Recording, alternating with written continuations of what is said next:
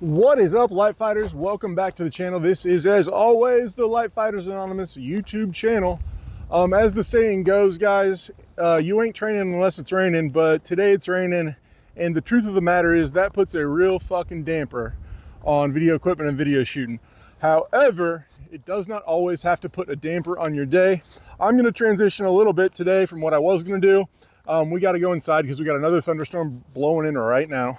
But we're going to go ahead and achieve some success in videotaping what's called PMCS, or Preventative Maintenance Checks and Services.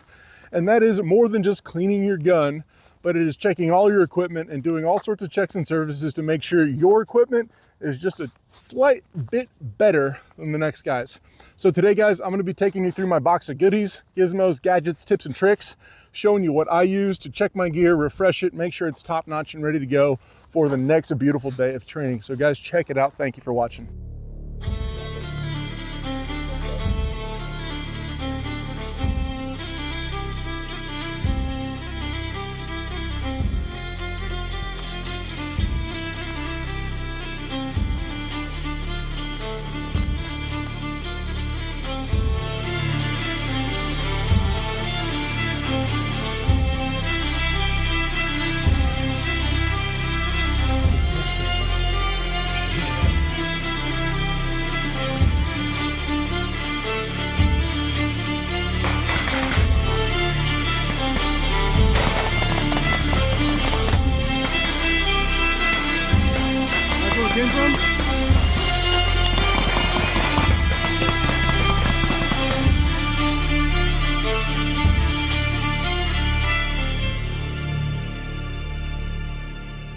If you were in the professional armed forces, you probably know that PMCS means that you're going to sit down as a group and you're going to clean Uncle Sam's rifle until he says you are done.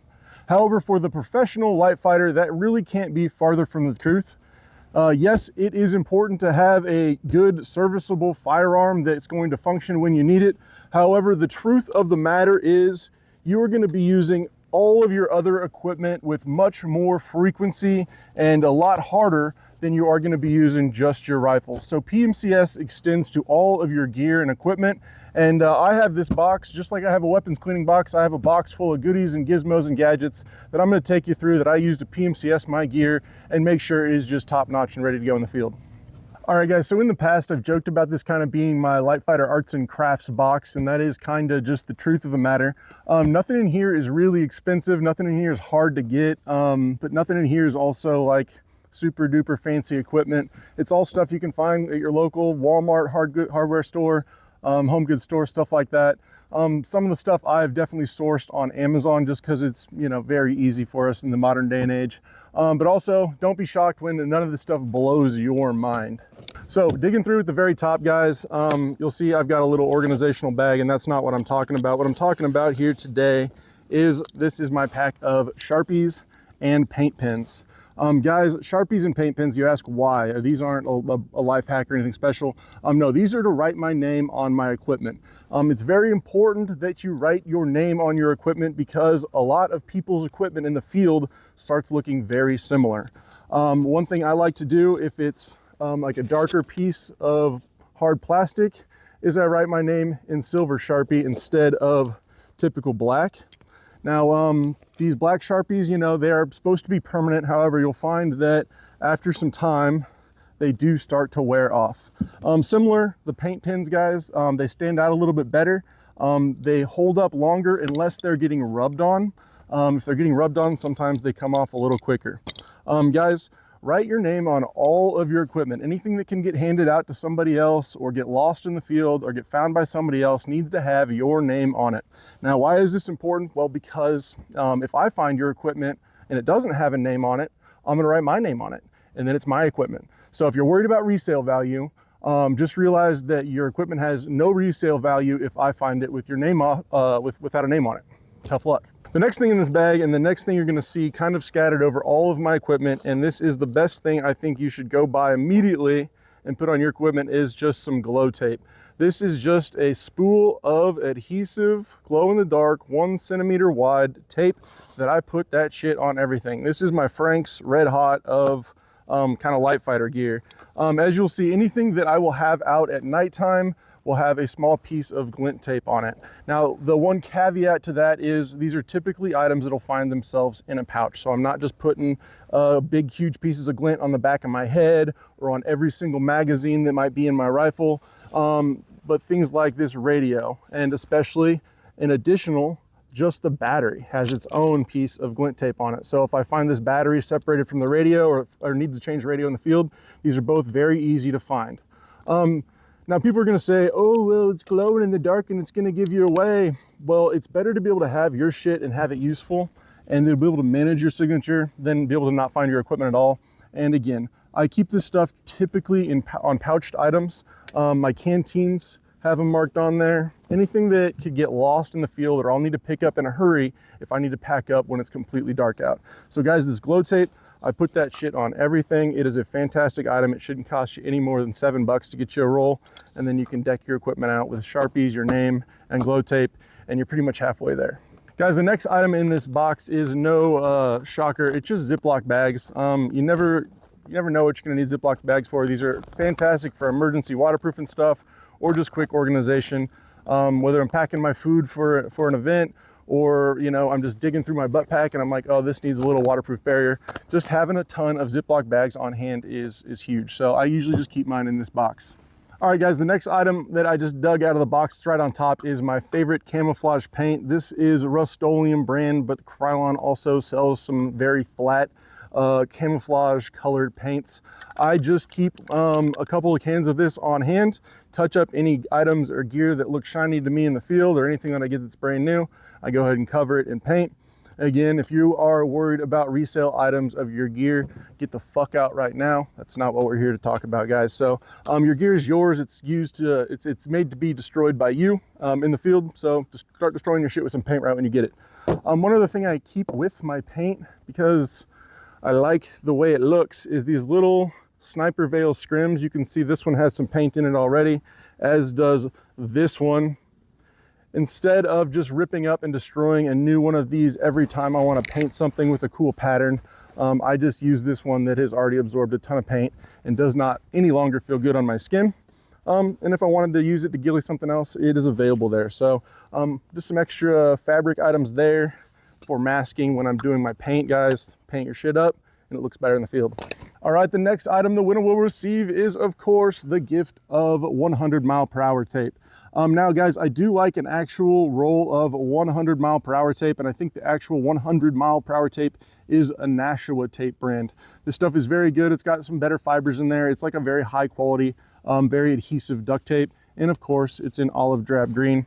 However, in addition to just a roll of Nashua tape, I like to keep a roll of just red duct tape. I am kind of the team medical guy, so I like to go through and when I'm doing medical checks on people, make sure they have some sort of red marker on where their IFAK is, so it can be found quickly by everyone.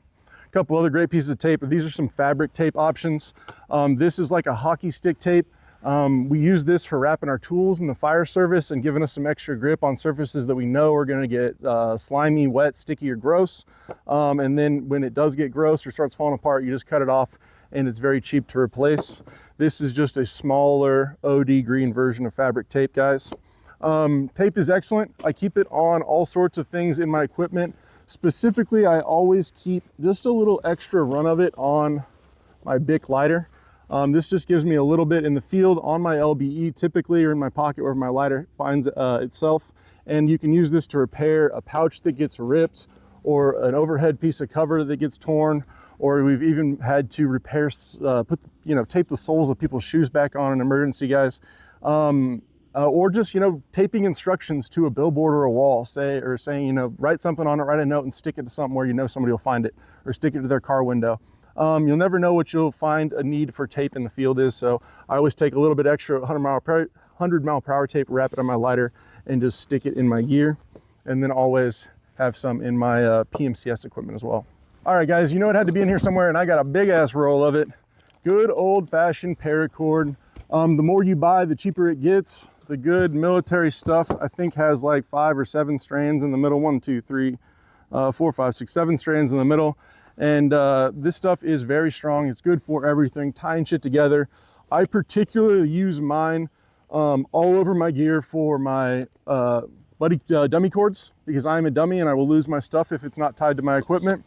Dummy cord everything. When you're doing your dummy cords, you can take the guts out just to reduce the profile of the string a little more. Likewise, I use this stuff to make some shoelaces sometimes. I leave strands of this on all my tarps when I know they're going to be tether points for my overhead cover. Likewise, of course, I just have a miscellaneous bag of scraps. There's a ton of extra that has just been from other projects in here. Also some other things you can grab, which is cool, but not always necessary. This is some paracord that's got some high visibility line running through that, so that actually reflects light. And then you can get it, of course, in different colors. I've got some orange in there for whatever project comes up. But guys, 550 cord, paracord, it is excellent for everything. So obviously keep a bunch of it and just have it ready to use, and then keep a little bit on hand in case of emergencies. To go right with the paracord, I like to keep a little roll of shot cord. This is just kind of bungee, or I think it's called shot cord in the industry, but it's kind of a bungee elastic material. This is a thicker, higher thickness or mill version of it. I use this particularly for strapping like some sleeping gear on the bottom of my ruck, or just having a little bit of it dangling off my ruck if I want to like stuff a jacket in there or something. It's really good for that. Really easy to just tie a little knot in, a water knot or a granny knot. That's fine. Cut it to length, burn it just like paracord. This stuff is excellent, and you can get this stuff in all sorts of different colors, thicknesses and stuff. Like the guys at Crossfire send some with their backpacks that's thinner to kind of compress the side pouches.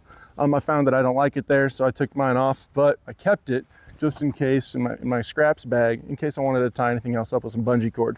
So this stuff is very handy. You can improve your backpacks or your rucks just carrying capability with just a little bit of shot cord, guys.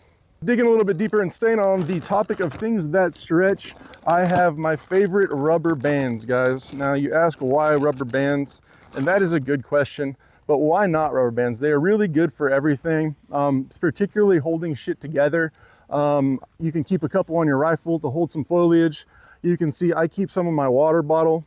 This is particularly to hold just like a piece of cloth over it when I'm filling up, just as a filter. So I keep one on there. The rubber bands I really like are these thicker ones. These are particularly, the military does these better, parachute bands. So these are designed to be holding together your risers and stuff like that in a parachute pack. And then these are kind of all over at airstrips. All of your jump guys, all your airborne guys will know all about these, and these are fantastic. The other thing I like recommending you getting are what people are calling Ranger bands. Now these are these little black ones, as well as I've got another pack right here of a couple of different miscellaneous sizes. These things are great because they are very rugged, I'll tell you that. I think they are made of actual rubber instead of whatever these are. Maybe they're made of something else, I don't know. They're made of something different, and these are a little bit tougher to pull. And typically these pull to one certain length and then they stop right about there. They won't stretch any further. So these are a little bit more size specific, but they do last a little bit better when you're getting them wet or they're seeing a lot of sun. They hold up a little bit better than just these old rubber bands. And you can see I'm using one of these Ranger bands on my grail here.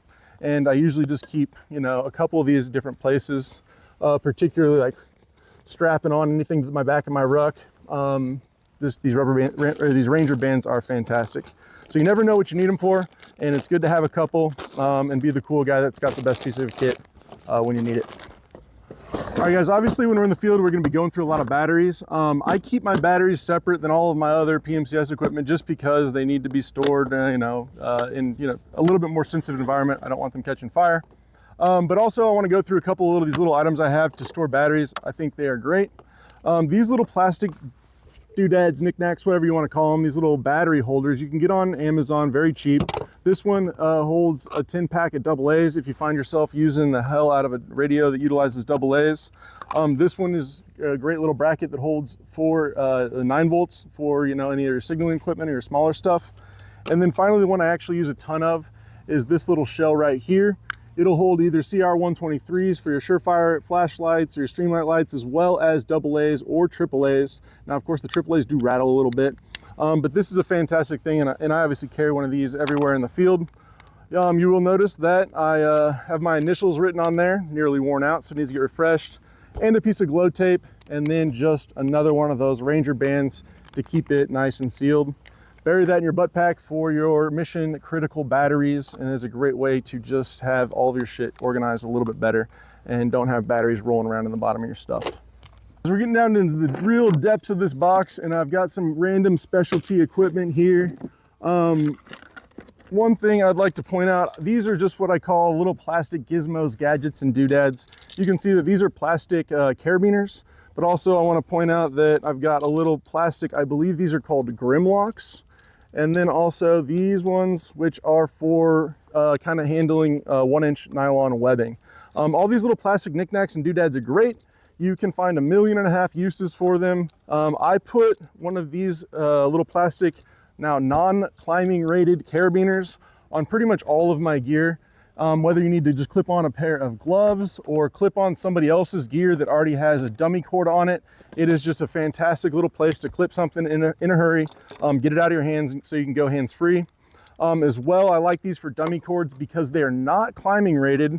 If you do drop something and you're running, it's not going to just completely snag you to a bush. You can get away from your stuff. This will break free if you force it to, which is actually good, especially if something gets around your neck. It won't kill you.